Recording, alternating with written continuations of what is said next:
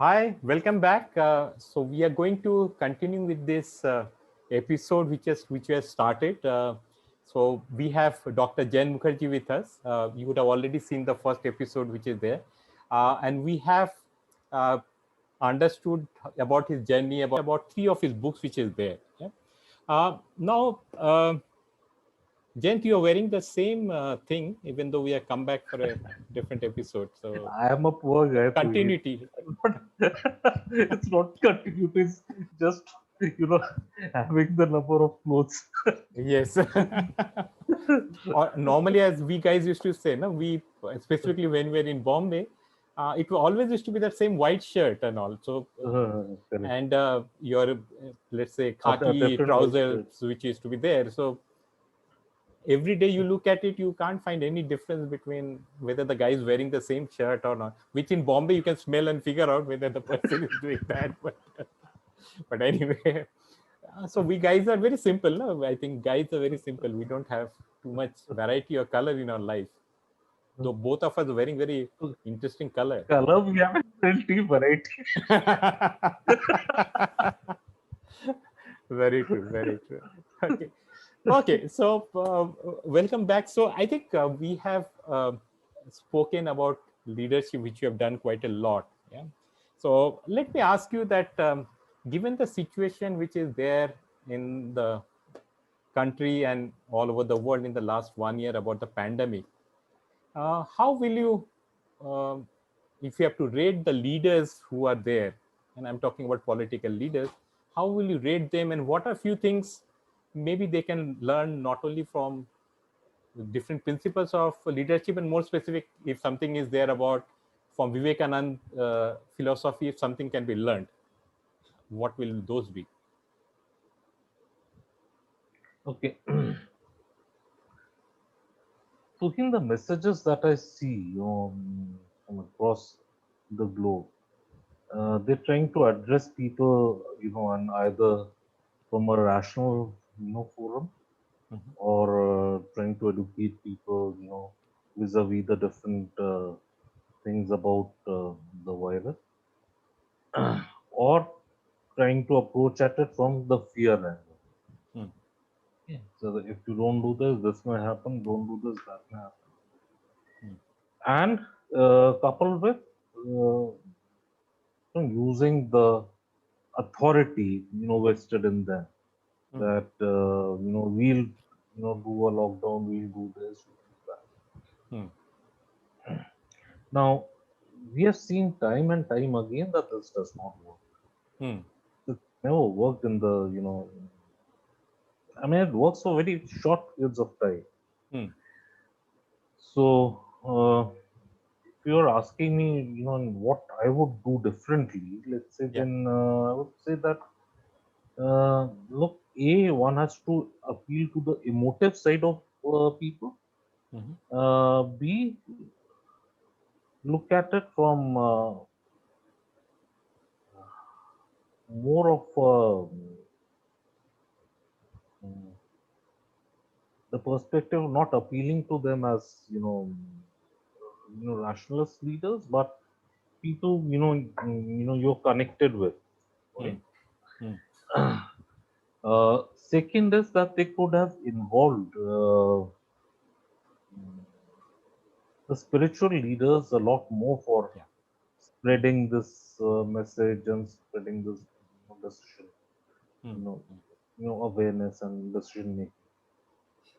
Because at the end of the day, people connect a lot more, either at an emotive level or philosophical level, or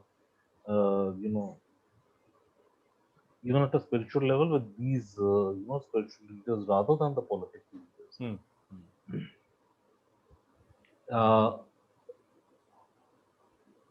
then there is also this element of trust, Hmm.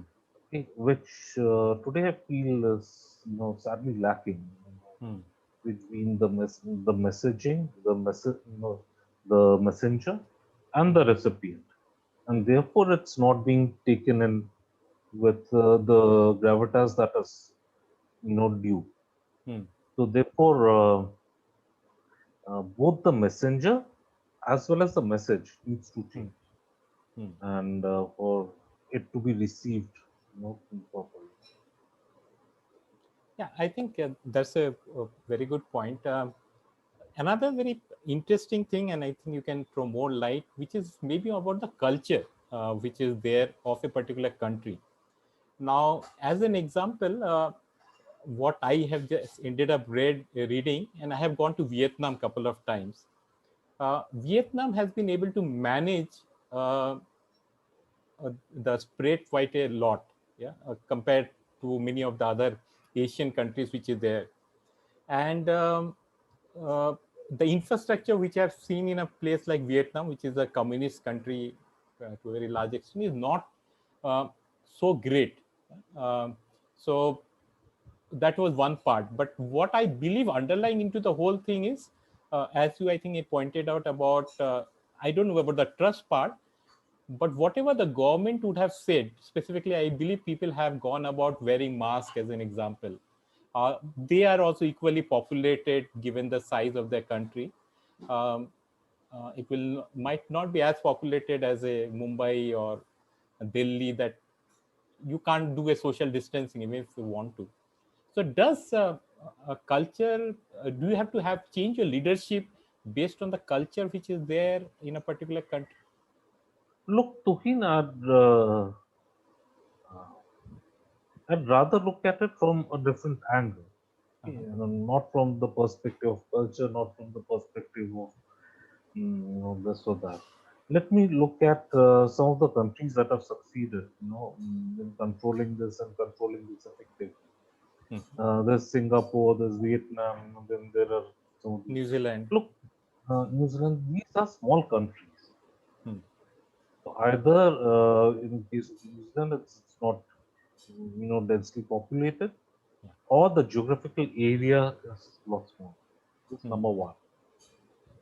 Number two, the decision making is not really happening at a centralized level and getting percolated down to everywhere. Okay. Mhm.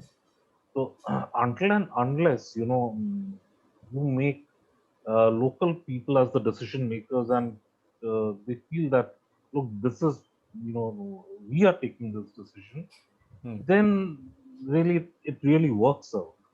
Hmm. Okay. Otherwise, like with so many of the other schemes, Hmm. okay, or let's say the government policies, is just does not work. Hmm. Uh, I can give you an example of skilling. Hmm. Okay. Now, skilling in India, it was started with much fanfare, even under this present regime, but really hasn't worked out that way. The thousands of crores have been pumped in, and this and that infrastructure built. The reason is that some few people in sitting in Delhi, they're acting like the Nizams, and giving farmans and fatwas and so on and so forth, and Hmm. hoping that people will follow. Hmm. It does not work out that way. Look, you have to have an understanding of the local, even culture. Hmm. Hmm. Uh, the regional level culture. Look, India is not a homogeneous country. Hmm. So there are different cultural aspects associated with different places. Hmm. So you understand that, and devise your messaging accordingly. Devise your what you're going to do vis-a-vis COVID accordingly. Hmm. You can't have a centralized message and then just translate it and uh, splatter it across the country. It won't work, and it's not working. So I think there are a lot of things. So hopefully, not only for our government, for all other governments, I think the faster they're able to figure out that what they are Yeah. doing is not working and find an alternate way, I think all of us can look at a much positive and better outlook which is there. Okay, Correct. definitely. Okay. Now we have understood, and you have done a lot of things on the spirituality, and you also said you had, while writing the book, you actually went and nearly became behaved like a monk and otherwise. So how do you take spirituality vis-a-vis the rituals which is there? So, for example, you are in Uttarakhand. So will you go and take a dip at the Haridwar Kumbh Mela, which is happening now? No, So no, why for the not? very simple look. Uh, Look, the Okay, yeah, simple go. reason is that the rituals are, were designed at some point of time to be kind of markers for people, in their path to progress, Hmm. in their, uh, journey. Okay. Mhm. And mm, look, holding on to rituals does not help in spirituality. Hmm. Let me say something. Okay, the biggest contributors, for even for the Upanishads, it's not the you know the saints or mm, the pandits and so on and so forth. They Hmm. have been the common people. Mhm. A butcher, a king. There's that people from different walks of life, Hmm. and they're the ones who have progressed, Hmm. beyond what is there. So rituals are just meant to aid, and if you just hold on to the rituals as the thing to do, Hmm. then you're getting into the dogma part of religion rather than spirituality. Hmm. And holding on to the fact that, look, I mean, I'll have to go and do a comb because it's once, comes once in 12 years and it's an essential part of my religion. And this Mhm. is all, I mean, if I were to put it frankly, a bit of a bunker, maybe. Fair enough. Okay, so I think we'll move into a little bit lighter things which are there. So, Okay. um, how do you look at, let's say, music as an example of someone's well-being, or should it be a part? Is it a part of your life? Uh, it definitely is a part of my life, Hmm. and but it's not a part of everyone's life. Okay. Okay. Uh, One reason may be that it's there in my DNA. Okay, and Hmm. look, I can't saying I can't play any instrument, Mhm. but I need to be in control of my sound environment, Hmm. and I need to listen to music. I need to be and that's what puts me in a good frame of mind. Hmm. And it's a cyclical thing. It puts me in a good frame of mind. Listen to more music. It also puts so if this rhythm gets broken, Hmm. is where things start going wrong. And I'm able to write and I'm able to do quality work. Mhm. Once this rhythm gets broken, then everything start. I can literally feel that the train is coming to a halt Hmm. Hmm.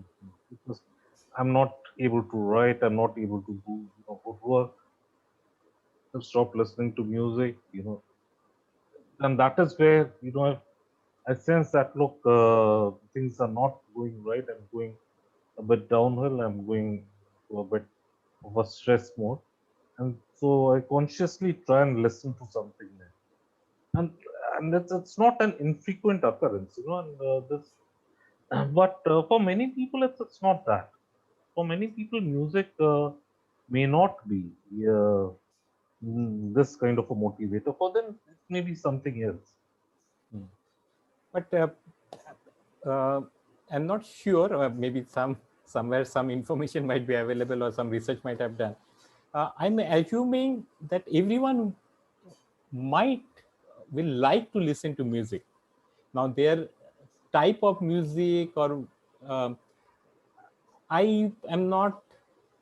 I can't relate too much to a classical music as an example, but I'm pretty happy listening to old retro Hindi songs. Uh, Hmm. I will not be very comfortable listening to some of the music which my daughters are going to be listening now.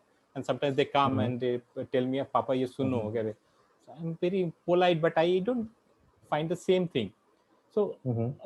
is it not true Mhm. that everyone will be, if they have the time or listen to music? No, not No one really. will I've hate music seen that. or no? Yes, I've seen quite a few people who are not Okay, okay. really into music Oh, and okay. would rather not listen to music than be with it. So I've met such people also. Mhm. And uh, if you want to ask whether they were wonky, I mean, no, they're not really wonky. They're quite as sane. But the only thing is that they have those different triggers, those different motivators. While most people, mm, or let me put it this way, a vast majority of people may wish to at least listen to some sort of music, Hmm. but many of them won't. That may not be a kind of a cornerstone in Hmm. their lives vis-a-vis that. And for you also, it may be a kind of the Bangali Vodolo syndrome of having got it, in your genes, right? That might be one possibility. The other thing is, I remember that specifically around the time 10th and 11th, 12th, and going forward, uh, while studying, the music had to be on, whether it's a tape recorder going on or whether there's a radio going on. Mhm. And sometimes, and that's now not how my parents would have studied. So they used to say, "Arey jode jode podo." Matlab, you say it loud Hmm. and do it. Matlab, and Correct. you are getting distracted by the whole thing. Whereas I never read it aloud, but the music Hmm. always was there. So I don't know whether I was listening, whether the words were making anything, but you would have heard that thing. Hmm. So it's a background thing, and that's why I was somewhere saying that maybe I am comfortable if I go somewhere and there's a music playing, I will not figure out that okay. Uh, Other than, as Hmm. you said, if you want to maybe want to, But look, for silence is also me, something different. Yeah, sure. no, it's not a question of silence. I mean, let me give an example. For me, the kind of music Hmm. that I'm listening to sets the tone. Mhm. Sets the tone for either the kind of work that I'm doing. Okay. For instance, I mean, if it's a kind of Western classical piece that I'm listening to, Hmm. and there may be different varieties in that or different genres in that too, then I would be looking at writing, some very different type of uh, either uh, article or work, doing a Hmm. particular kind of work. Hmm. If it's, let's say, Indian classical or Indian instrumental, for instance, let's say, mm, if I'm listening to Pannala Ghosh, and Hmm. uh, the Banshi, Hmm. Hmm. then I'm looking to kind of unwind myself, to de-stress, to declog what has got accumulated out Hmm. there, Hmm. right? So once I'm done with that, then I'll sit down to work, but not while that is playing. Okay. Oh, okay. Okay, so it works very differently, for Hmm. different people. Fair enough. Okay. So I have a confession to make. Uh, Hmm. did you know I was jealous of you at some one point in time? Really? Why? Yeah. Why should anyone Because be I jealous? used to be in Bombay. Yeah, when we used to be working together, I used to stay in Bandra East. Uh, Yeah, and I more of stayed in that. Mahindra. Yeah, and you were staying in Mahim. Yeah, and Mahim, opposite to your flat, just a 2 minutes walk, used to be those great food stalls which was there, and Uh, I had to come all the way whenever possible, once a week maybe, to come all the way there and have those uh, delicious uh, food and go back. And I used to uh, think, yaar, matlab, look at this guy. He has got uh, everything going under the thing, matlab, good food and yeah. everything which is there. So Mm-hmm. that is when I really felt jealous about you. So wanted to ask you about what kind of food do you really like? I know you are a foodie. What kind of food do you like? Look, I chose that flat in Mahim Because of that. because of that. Good. Okay. So, in fact, it was a commander, right? There was this commander who was Yeah. used to Yes. decide, what kind of house you got. So I chose not to take a flat in Bandra. I chose to take a flat in Maya because that would have been easier for me. All the good food, joints were there in Maya. Uh, Look, I enjoy various kinds of food. I enjoy Bengali cuisine, Mm. uh, the Niramish part, Mhm. even the Amish. The Amish obviously means the non-vegetarian. Mm. I enjoy Mughlai. Mhm. I enjoy Awadhi Mm. food. Uh, what else? I What about love. international cuisines, so called a Uh, Thai green chicken I, curry I, or a I, I love Mexican. I like Mexican Mexican. will like that. Yeah, Possibly definitely because it's Mexican the got a different. closest to. Yeah. I like Thai. I'm not so fond of Chinese. Oh, is it? Yeah. Our and mine and even my wife's favorite food in the Chinese is that American chopstick, chicken American Okay. chopstick. Yeah, chicken American Mhm. chopstick. But is that So Chinese or is it American? I don't know. uh, you don't know, and most probably they don't have anything like that, which is there. Though there is a Chinese American Chinese chopstick also, chicken chopstick or veg chopstick, whatever you Okay. want, is Okay. available. Uh, Uh-huh. but we are more towards that American one, which is there, and Uh-huh. that always used to be our favorite. In case we went to some restaurant outside to have food, Okay. we'll always order that. In case Mhm.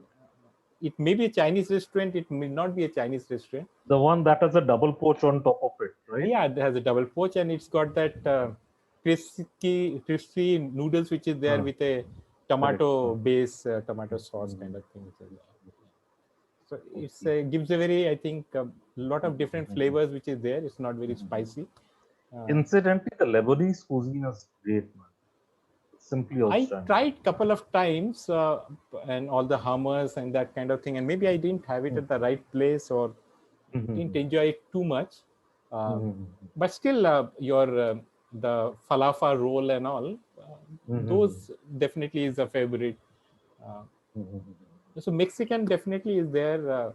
Thai only couple of things like red Thai curry and that kind of thing. It's got a distinctive, or the tom yum soup which is there. Mhm. So that is anyway going to be there. Okay, Mhm. coming to a last segment of our episode, and I think it is wonderful. Uh, More than 1 hour we are talking, and we had to do it into two different episodes. So, how do you see yourself in the future? Next 2 years, 3 years, 5 years, 7 years?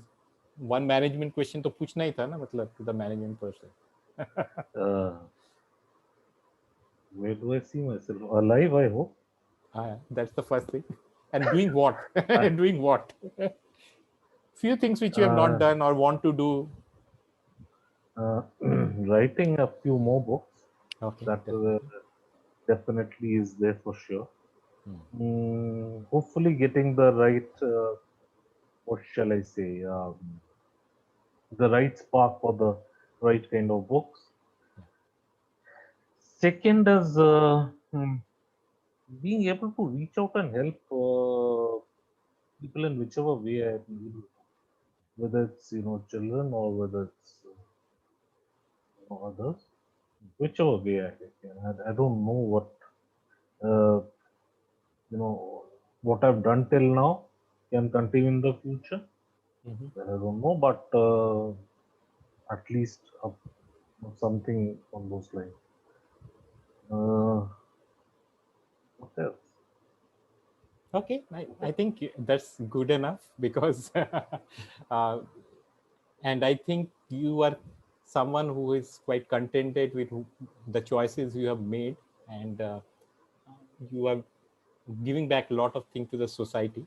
Uh, and you are someone who is very well read and is always fun to have a conversation. So maybe sometimes in future, maybe in a year's time again, we'll catch up and figure out about some of the new things which you are doing, and we discuss on many other topics which are there in our zindagi ka safar. Thanks a lot, Jayant, for taking your time out with us. Thank you. Bye.